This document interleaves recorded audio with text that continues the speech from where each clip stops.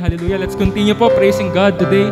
Let's sing this next song, Di Ka Nagkulang, and after that, Basta Ikaw.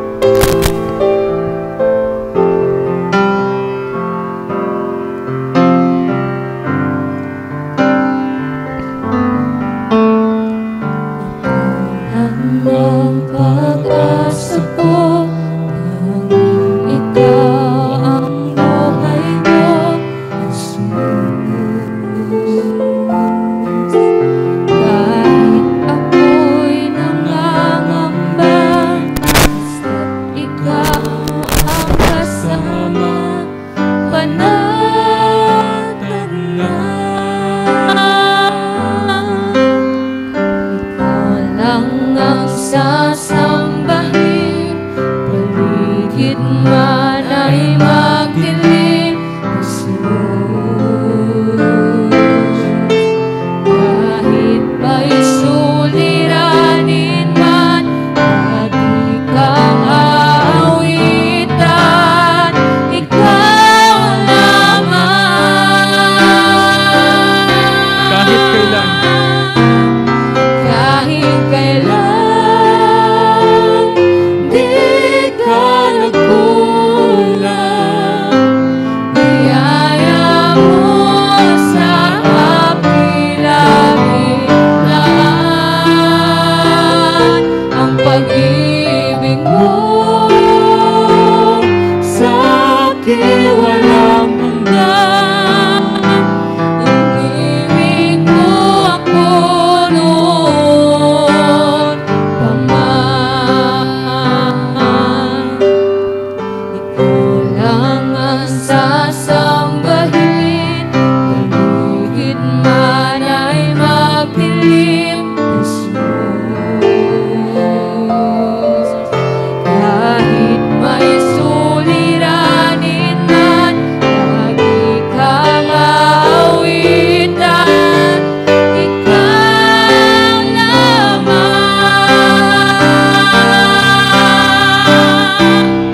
Kahit kailan, di ka nagkulang. Biyaya mo sa api-lapitan, ang pag-ibig mo sa akin walang hanggan. Inibig mo ako noon pa man. Panginoon, dakila at tapat sa dalangin ko.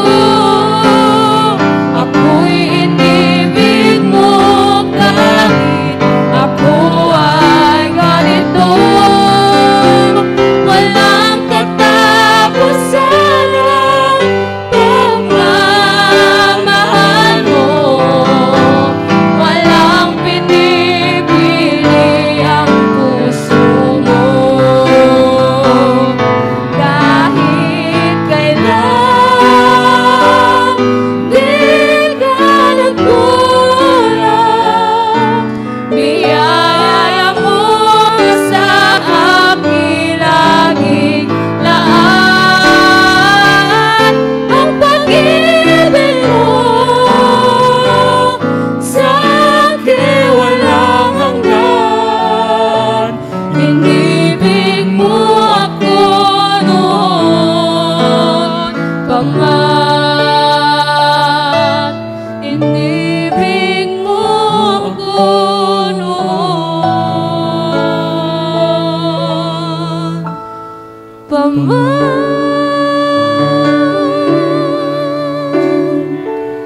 Amen. Before we give our offerings and tithes po, let's sing this the next song, Basta't Ikaw.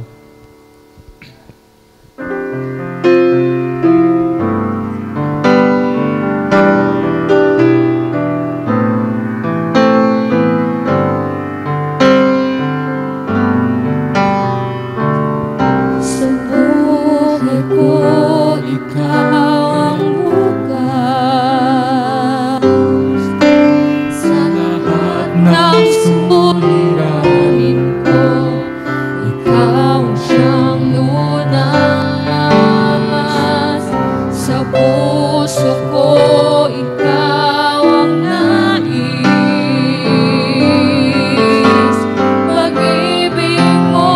Diyos o kay tamis. Sa buhay ko, ikaw ang bukas.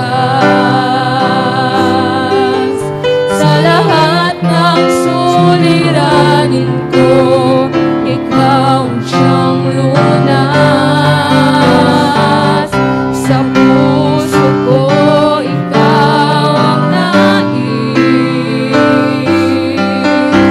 Pag-ibig mo, O Diyos, o kay tamis. Napakasarap magpurin sa kalungan mo. Lahat ng nais ng puso'y natatagpuan sa'yo. Napakasarap magpurin sa kalungan mo. Wala nang aalalahanin pa. Nakapaligid man ang problema, basta't ikaw, basta't ikaw, basta't ikaw, O Diyos, ay kasama. Sa buhay ko, ikaw ang bukas. Sa lahat ng suliranin ko, ikaw ang siyang lunas. Sa puso ko, ikaw ang nais. Pag-ibig mo, O Diyos, o kay tamis.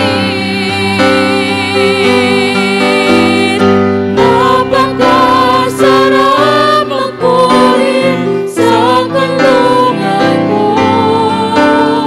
Lahat ng nais ng puso'y natatagpuan sa'yo. Napakasarap magpurin sa kalungan mo.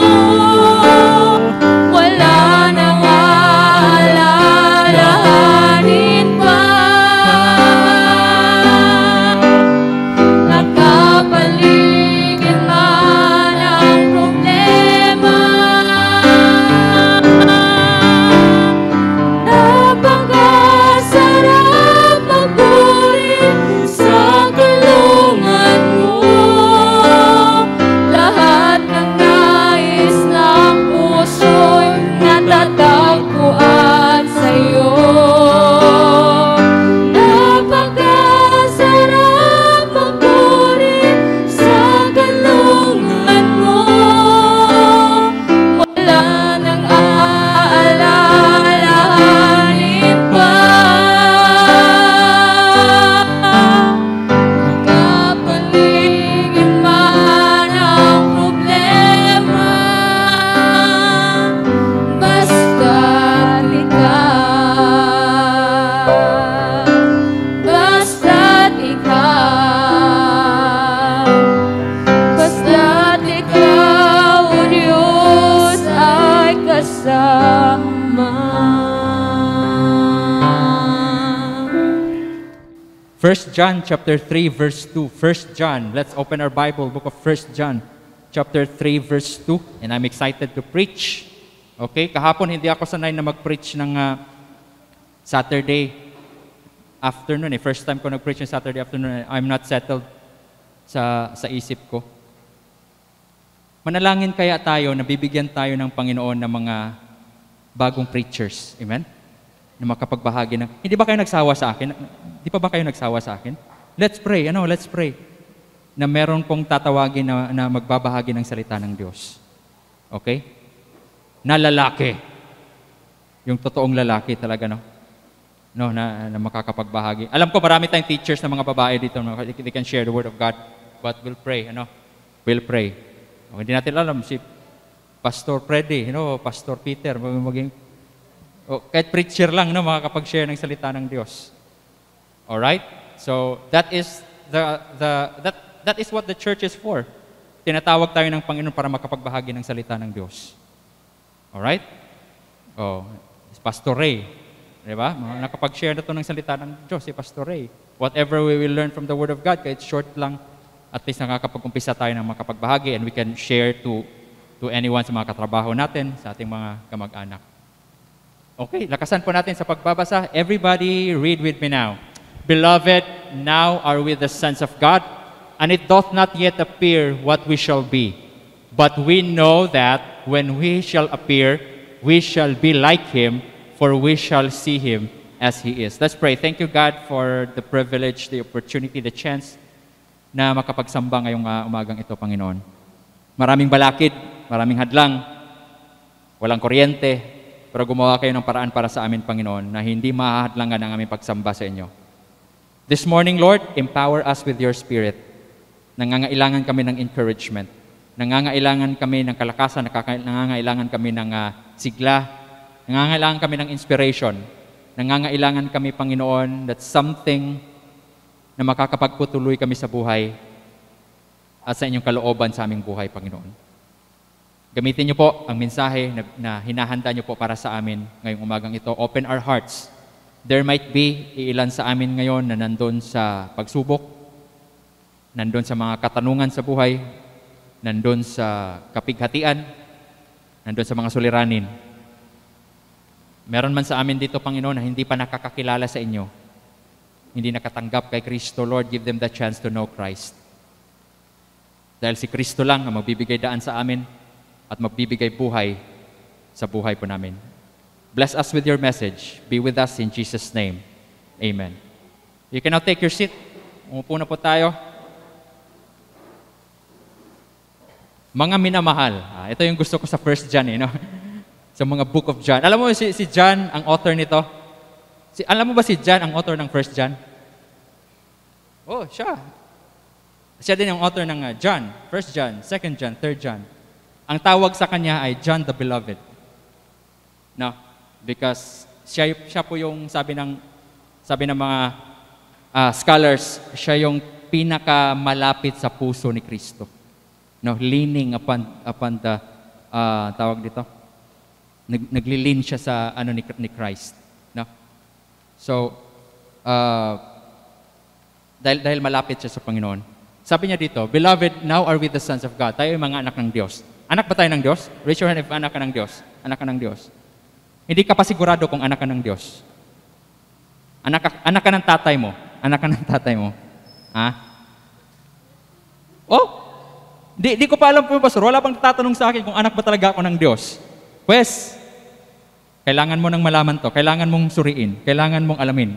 Anak ba talaga ako ng Diyos? Paano ako maging anak ng Diyos? Sabi ng Biblia, kung sino mang makatanggap kay Kristo ay magiging anak ng Diyos. The only way to be the Son of God is by way of accepting Christ in your life. Amen? So kung nagtaas ka ng kamay that you are the Son of God, ibig sabihin nun, you have Christ in you already. You should supposedly nakatanggap ka na kay Kristo. Tayo na mga anak ng Diyos, hindi pa natin alam kung anong mangyayari sa atin. No? Hindi nga niya alam eh. Or kung anong maging itsura natin. Amen? Kung anong mangyayari sa atin. Pag mamamatay ka ba, pagkatapos ng kamatayan, alam mo kung anong itsura mo? Alam mo, ang mukha mo ngayon, hindi na yan mukha mo pagkatapos ng kamatayan. Amen? Gusto mo yung mukha mo ngayon? Kung gusto mo yung mukha mo ngayon, ay hindi ka na matutuwa pag mamamatay ka. Kasi hindi mo na madadala yan. Kaya lang, pag ayaw mo yung mukha mo ngayon, mas matutuwa ka. Yes! Nakawala na ako sa mukha na yon. Kasi magbabago yung mukha mo. Oh, ano kayo yung mukha mo? Pero sabi ni John, hindi ko alam yon kung anong mukha yon. Anong pagmumukha natin, ano yung itsura natin. But we know that when He shall appear, pag makikita na natin siya, we shall be like Him. Maging kagaya niya tayo. Maging kagaya natin siya, for we shall see Him as He is. Pag makita mo na si Kristo, magbabago ka na kagaya niya. That is the process of change. Nakikinig kayo? Sinong gustong magbago dito? Raise your hand. Gusto mong magbago? Hindi lang mukha. Ano? Magbago ng ugali. Raise your hand. Gusto mong magbago ng ugali? Ayaw talaga yung ugali ko, pastor. Ang hirap baguhin. Gusto kong magbago. Okay? Gusto mong magbago ng mukha? Raise your hand. Magbago ka ng... meron din ilan na gusto mong magbago. Ayaw niya na yung... Nagsawa na kayo, no? O, siguro wala kayong salamin sa inyo. Kasi ayaw mo nung araw-araw makikita mo yung mukha mo. Wes, meron akong good news sa inyo. Babaguhin tayo ng Panginoon. Amen? Yes. Babaguhin tayo ng Panginoon. Anong itsura natin, pastor? Sabi ni John, hindi ko pa nga alam. Pero ang alam ko, pag makikita na natin siya, magbabago tayo ng kagaya niya. Ibig sabihin yung kung anong mukha niya, kung anong itsura niya, magiging ganun din sa atin. Napaka-exciting, amen? Bakit hindi pa alam ni John yun, pastor? Bakit hindi pa alam ni 1 John yun? Ano? Kasi nga, hindi pa niya nakita si Kristo. In that sense of tawag doon, in the glory, no? In the glorious appearance of the Lord Jesus Christ. Diretso po tayo sa ating mensahe ngayong umagang ito. Okay? I'd like to bring the message entitled, What We See in Christ. Kung ano yung makikita mo kay Kristo. Okay? Nakita mo na ba si Kristo? Hello? Nakita mo na si Kristo? Gusto mo makita si Kristo? Gusto mo na makita ang Diyos ngayon? Oh, di pa naman, pastor. Wag mo na. Okay? Listen here. Ang tao daw na nakatagpo kay Kristo ay nagbago ang buhay. Totoo ba yun? Kung nagbago ang buhay mo, ibig sabihin, meron kang nakita at nakilala sa buhay mo. The Bible says, therefore, if any man be in Christ, he is a new creature. No? Pag nandun ka kay Kristo, magbabago ang buhay mo. Yun po yung sign natin na Kristiyano ka. Paano mo nalalaman na Kristiyano siya? Kasi pag maporma siya, yung parang pag pupunta siya ng church, Kristiyano yung dating. Hindi yan sa sinusuot. Are you listening? Paano mo naman nalalaman na Kristiyano siya? Okay? Kasi ang pogi-pogi niya eh. Ang gwapo-gwapo niya eh. No? Hindi yan sa pagiging Kristiyano. Amen? Paano mo nalalaman na Kristiyano siya? Pag may pagbabago ang tao. Amen? At pag makikita mo si Kristo sa kanya, siya ay Kristiyano. Are you listening? Kristiyano siya. Pag makikita mo na si Kristo sa buhay. What we see in Christ, number 1. Ano yung makikita natin kay Kristo? What we see is what we get, okay? Sabi nga ng line, kung mahilig kayo sa online shopping, kung magbabasa kayo ng review,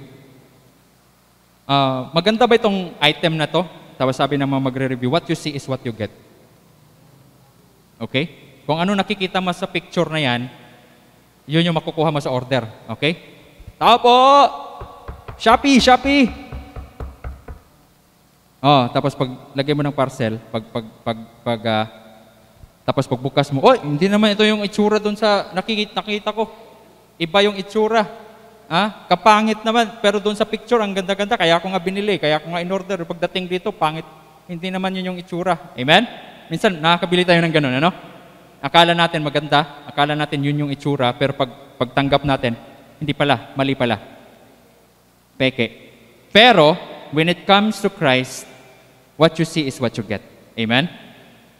Si Kristo, kung ano yung nakikita mo sa Kanya, ay yun yung palagi mong makukuha. Alright? Meron din ako napapansin, kung ano yung palagi mong nakikita, yun yung binibili mo. Hello? Yun yung palagi mong mabibili. Kasi palagi mo tinitignan eh. One time, pumunta ako sa isang mall, tapos nakita ko yung sofa, yung upuan. Wala kasi kaming sofa sa punta si Badere sa bahay namin. Pag uupo kami, nakaganon lang talaga kami sa sahig. Nanonood kami ng TV. Manood na tayo ng TV. Then, meron naman kaming mga monoblock. Pero yung parang komportable ka talaga na may enjoy mo yung panonood mo. Laki-laki ng TV pero yung hindi ka makakaupo ng maayos. So, tawag mo, nakita ko yung sofa. Ganda ng sofa. Wala akong pera. Picturean ko lang muna, picturean ko. Okay? Doon sa bahay, araw-araw, tinitignan ko yung picture. Ang ganda. Ang ganda ng ang ganda ng sofa. One day sana, mabibili ko yun. Kinabukasan, titignan ko na naman. Tapos titignan ko naman. Hanggang hindi ko na matiis. Nagkaroon akong pera, binili ko talaga yung sofa na yun. Okay? Kaya ngayon, nakakaupo na kami ng first time in our life, nakakaupo kami na-enjoy namin yung pinapanood namin. Okay? What you will always see is what you will always get. Kasi nakita mo siya at ito yung palagi mo nakikita at kinukuha mo. Amen? The same thing in our Christian life. What you will always see is what you will always get. Alright? Kung ano palagi mong nakikita at pinapanood mo araw-araw is the same thing na palagi mong gustong makuha o gusto mong maangkin. Hello? Alam mo, hindi lahat ng Kristiyano ay naging kagaya ni Kristo. Because we are not doing things that are Christ's. Okay? Kasi karamihan sa atin, alam mo, kung bakit nanghihina tayo o hindi tayo nakakapagpatuloy sa ating pagiging Kristiyano, it is because we are not, hindi natin ini-spend yung araw natin in doing or seeing the things na meron si Kristo. Nakuha mo? Pastor, paano ka nakakilala kay Kristo? As far as I can remember, nagsimula yun na nagbabasa ako ng Bible. Nagbabasa ako ng salita ng Diyos. Every time I read the Bible, I always want to have Christ. I always want to know more about Christ. Because what I always see in the Word of God, yun yung palagi kong nakukuha. Nakukuha mo? Naintindihan nyo? Okay? We are not used of hearing the Word of God. No? Minsan, dati sa buhay natin, hindi tayo sanay na makinig ng salita ng Diyos. But the more we hear the Word of God, the more nagkakaroon tayo ng love. At gusto pa nating makuha yun. We wanted to have more. Dati ba gusto nyo yung Bible? Ako si Brother Ray, palagi nagbabasa ng Bible. Amen? Okay? I-add nyo si Brother Ray everyday. Meron siyang verse of the day. Okay? It is because yun yung palagi niyang nakukuha kasi yun yung palagi niyang binabasa. The Word of God. Pero dati ba gusto mong magbasa ng Bible, Brother Ray? Dati ayaw natin ng Bible, Anong meron sa Bible na yan? Manood na lang ako ng TV. Okay? Manood na lang ako ng karto. Okay? Manood na lang ako ng pelikula. Wala nagkakagusto sa Bible. But the more you will hear it, the more you will read it, the more na mai-in-love ka. Hello? Because what you see is what you get. Nakuha nyo? Alam ko, karamihan sa atin dito, nag-a-attend tayo, you love to hear the Word of God, no? Dati ba gusto nyong makinig ng salita ng Diyos? Hindi rin naman, di ba? Hindi nga tayo nag-church dati. Alright? Pero paano, the first time that you went to church, nakinig ka ng salita ng Diyos, and the second time, nakapunta ka na naman, nakinig ka na naman ng salita ng Diyos, paano ka nakakapagpatuloy? It is because what you have heard always, no? Yan yung palagi mong gusto mong matanggap palagi. So nakakapagpatuloy ka, it is because you have decided to hear. Nakakapagpatuloy ka because you have decided to read, na magbasa ka. Kaya I suggest po, doon sa mga kasama nating wala pa kayong reading habit ng Bible, umpisahan nyo na. Amen? Because what you see is what you always get.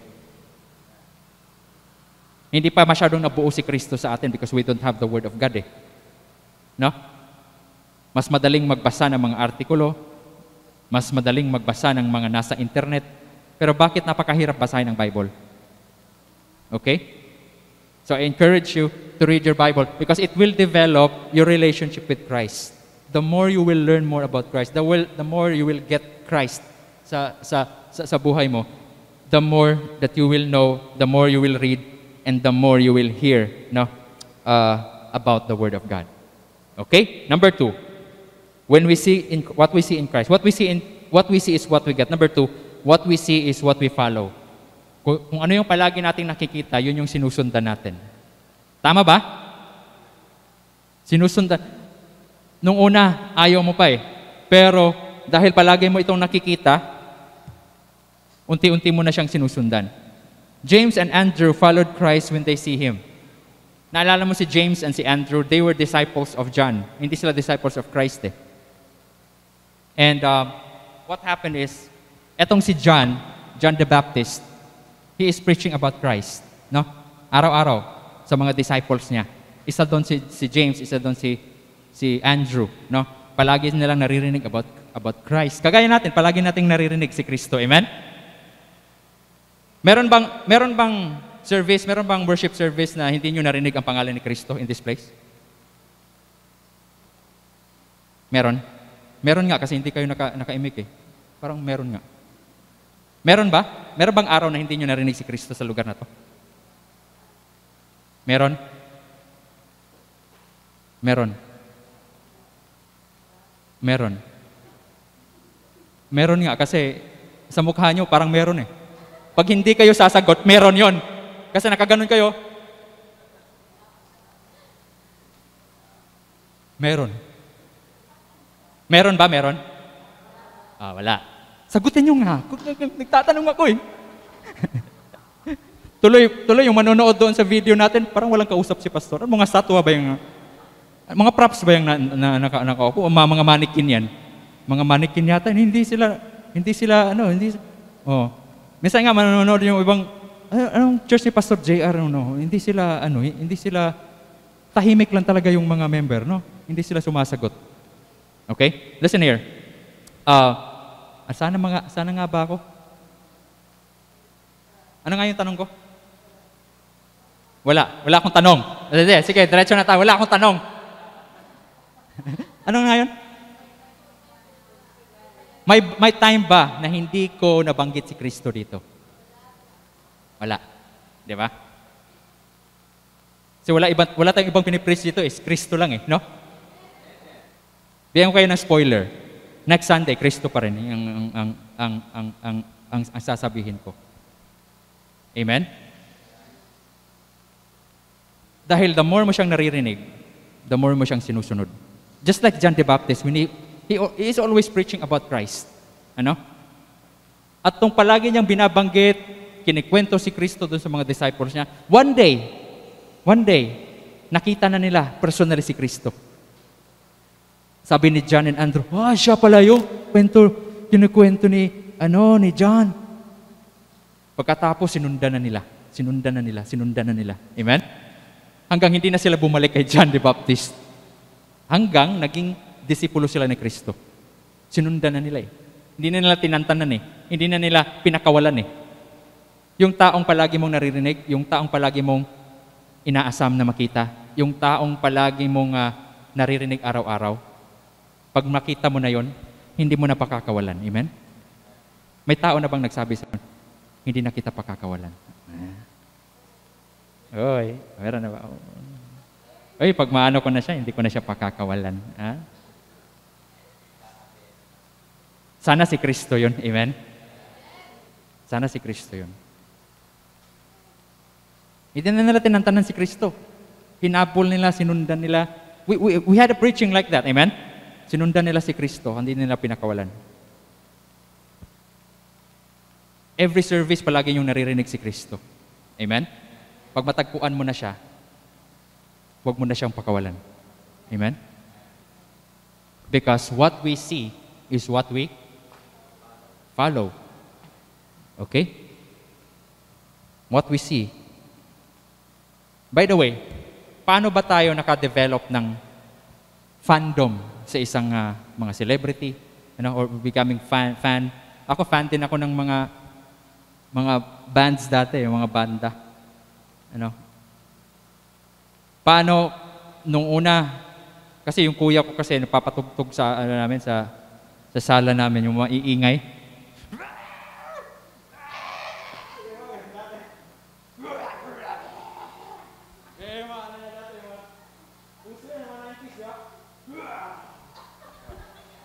Yung mga slapshot, Slipknot, yung mga... Ayaw ko talaga yun kasi pag magtutugtog na si kuya, magigising ka eh. Ngayon wala na yata yung mga ganun, no? Mga hardcore music. Yung mga music namin dati. Ayaw ko talaga, minsan lalabas ako ng bahay kasi ang ingay-ingay. Pero, araw-araw ko naririnig. Araw-araw ko naririnig.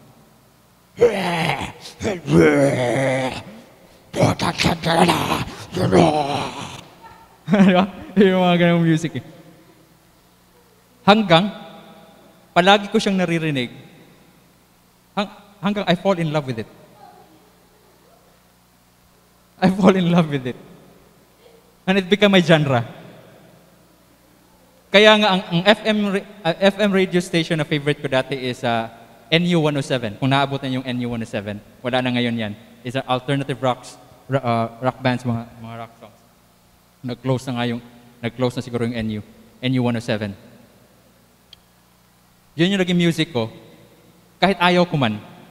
Pero dahil yun yung palagi kong naririnig at nagugustuhan ko na siya. Kaya yung mga friendship ko dati, yun din yung mga ano namin. Yun din yung mga, pag mag-uusap kami, mga cool namin, mga ano namin, yung mga fitting na, alam mo yun, mga sinusuot namin. No, tapos naka-sneakers kami lahat ng Converse. Tapos naka-black palagi. Astig kami sa ano. Tapos pag magja-jamming kayo, meron kaming prom. Nagpo-prom pa nga yung mga high school. Tapos, syempre, mga date-date yan, mga love song yan, di ba? Mga pares-pares, yung mga ganon. Tapos pagdating na ng mga alas 12, Pastor, dating ng mga alas 12, nilapitan namin yung soundman. Pwede bang itugtog nyo ito? Meron kaming dalang tape. Tapos pinatugtog nyo. Pumunta kami doon sa stage, tapos kaganon kami. Umuwi na yung mga babae naming mga kasama, yung mga naka-gown. Tara, uwi na tayo. Uwi na tayo. Pero kami lang iwan doon. Kaganon kami doon sa stage. Dati ayaw ko yun, amen? Minsan nga, nagbabrowse ko ng internet, nagpi-play pa rin yung mga dati, yung mga matatanda na rin sila ngayon. Yung mga Slapshot, mga Slipknot, mga ganon. Korn. Nagpi-play pa rin sila mga matatanda na sila. Pero natatempt pa rin kong panoorin kasi parang nostalgic yung dating na naalala mo yung mga genre mo dati. So listen, paano ako naka-develop ng fandom sa kanila? It is because what we see is what we follow. Unti-unti natin silang sinusundan dahil palagi natin silang naririnig at palagi natin silang nakikita. Hello? Bakit hindi natin nasusundan si Kristo? Because you never choose to read more about Him and to hear more about Him. Baka sa buong araw, wala kayong time na naririnig mo si Kristo. Naririnig mo ba yan na binabanggit ni nanay mo? Ano bang sinasabi ni nanay mo? Cellphone ka ng cellphone. Kaka-cellphone mo yan. Ay, palagi mong naririnig ni nanay, no? O ni tatay. Okay? But have you heard, nababanggit ba si Kristo kahit isang araw sa bahay nyo? Or maybe not, nakakapagbasa ba kayo ng Bible, nagkaroon ng devotion about it? So, how do we tend our life to follow Christ kung mismo sa atin araw-araw ay hindi natin ito palaging naririnig at nakikita? Hello? Because what we see is what we follow. Okay? Meron kayong mga social media, tama? Subukan nyo yan. Minsan, nagpa-browse ako, tapos meron akong nakitang parang movie post na article, tapos pinindot ko, binasa ko, yan, ganun pa yung gumawa ng mga VFX, mga visual effects, mga mga cinematic films, ganun. Tapos, the next time na nag-browse ako, meron na mga suggestions about mga cinematic visual effects. tinignan ko na naman. Hanggang dumadami sila sa ano ko. Hindi ko naman sila finalo, hindi ko sila ni-like yung mga pages. Pero unti-unti sila nag-appear, dumadami yung mga appearance ng mga ganong cinematic visual effects sa page ko. Ano mo kung bakit? Because one time, binasa ko siya. Ang tawag doon ay algorithm. Amen? Kung ano yung palagi mong binabasa o pinapanood, sa YouTube, ang tawag doon recommendation no? Hindi nyo napapansin, pag magbubukas kayo ng YouTube nyo, lumalabas yung mga palagi mong pinapanood. Bakit sila palagi lumalabas yung palagi kong pinapanood? Kasi yun yung palagi mong pinapanood. Nire-recommenda rin niya kasi alam niya yung gusto mo. Alam ko na yung gusto mo. Meron akong recommendation sa'yo. Ano? Anime palagi mong pinapanood? Meron akong naisip, sabi ng YouTube. Meron akong maganda. I-recommend ako kasi puro anime yung makikita mo. Amen? Algorithm ang tawag doon. Or marketing. Okay? Because what we see, what we always give time to see, ayun yung masusundan po natin. Alright? Wala man lang Word of God sa YouTube ko, Pastor. Bakit kaya, Pastor? Walang Word of God. Walang mga praise songs, Pastor, sa YouTube ko, Pastor. Paano magkakaroon ng recommendation? Hindi ka naman nakikinig. Hindi ka nanonood ng mga about the Bible. Amen? So, the same thing na mangyayari po sa atin. Hello? Kaya hindi tayo nakakasunod kay Kristo because we are not really giving time for Him. Hindi tayo nakakasunod sa Kanya. Kaya minsan nawawala tayo, minsan wala tayong time, minsan hindi na tayo interested. No? Wala na tayong gana. Because we never hear about Him as always or as often. Number 3, when what we see is what we get. Number 2, what we see is what we follow. Number 3, what we see is what we become. Hello? Ito yung pinaka-powerful. Palagi natin nakikita, yun yung magiging tayo. Magiging kagaya niya tayo. Sa palagi natin nakikita. That is the process of transformation. That is the process of change. Ang taong palagi mong kinakasama, maging kagaya mo. Kagaya ng pag-iisip, no? Meron akong kaibigan dati, close friend dati, na mapagkamalan kaming magkapatid. Dahil sa mga pananalita namin, minsan nga itsura no? Sa mga attitude, sa hilig. Kumbaga, we have more the same thing in common sa amin. Kaya napagkamalan kaming magkapatid. Until now. Paano ba naman hindi kami magiging parehas? Araw-araw magkakasama kayo, nag-uusap kayo araw-araw. No, natutulog kayo ng parehas kayong the same place na natutulog. Minsan nga, sabay kaming maligo. Sabay kaming kung saan kami magpupunta. Whatever we do, whatever saan kami magpupunta, anong mga ginagawa namin, araw-araw halos nagkakasama kami. Kaya totoo yung sinasabi nila, no? Kung sino yung kinakasama mo, you'll be more like Him. The Bible says, we will be like Him because we will see Him as He is. Halata ang mga taong hindi nagbago kay Kristo kasi sila yung hindi nila palagi nakakasama si Kristo sa buhay nila. Tama ba ako? Bakit ako, Pastor? Bakit hindi ako nagiging kagaya ni Kristo? Bakit nakakasama mo si Kristo palagi? Nagbabasa ka ba ng Bible palagi? Nagdi-devotion ka ba palagi? Nag-church ka ba palagi? Nagpupuri ka ba palagi? Nagsasamba ka ba palagi? O paano ka magiging kagaya ni Kristo kung hindi mo palaging nakakasama si Kristo sa buhay mo? Amen? Paminsan-minsan ka lang nag-church, hindi ka naglilingkod sa Panginoon. Paano mo ma-expect yung change sa buhay natin? Paano ka tayo magbabago if we are not giving time to be with the Lord Jesus Christ? Amen? This is the process of change.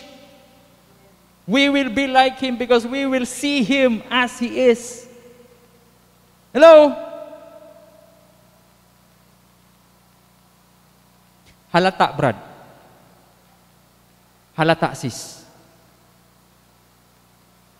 Kaya hindi tayo nagbabago, whatever your explanation is.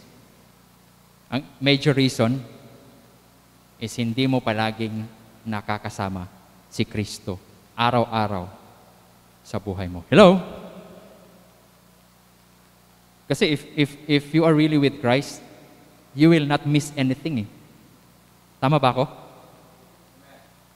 Ngayon, unti-unti na nating tinatanggal yung mga program natin sa church. Wala natin Wednesday. Tanggalin na rin natin tong Sunday morning. Alisin na rin natin. Virtual na lang tayo, no?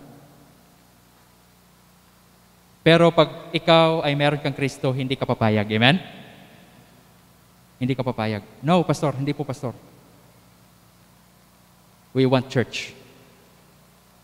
We need church.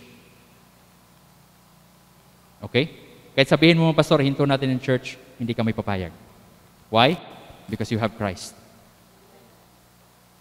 No.